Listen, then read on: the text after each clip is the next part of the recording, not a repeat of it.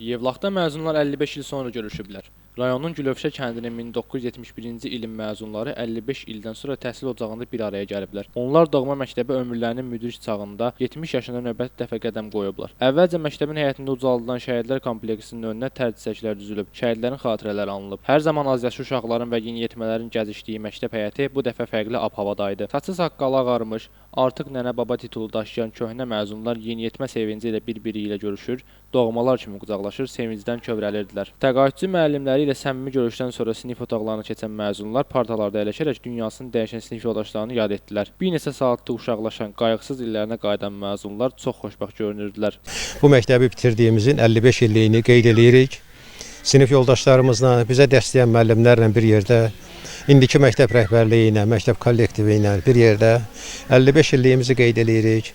Böyük bir tarixdir. Böyük bir keçmişdir, yada salırıq keçmişi, keçmiş müəllimləri, dünyasını dəyişən sinif yoldaşlarımızı, şəhidlərimizi, hamısını yad elədik, ziyarət elədik qəbirlərini. 70 yaşımız var, qocalmışıq, amma ruhumuz yenə bugün elə bir ki 15 yaşında 8-ci sinif uşaqlarıq. Sinif otaqlarını gəzib xatirələri bölüşdükdən sonra çay süfrəsi arxasında şirin söhbətlər davam etdi. Sonda keçmiş məzunlar tərəfindən məktəbin gənc direktoruna xatirə hədiyyəsi təqdim edildi. Rahim İbrahimoğlu, Yusif Əliyev bu gün informasiya proqramı üçün.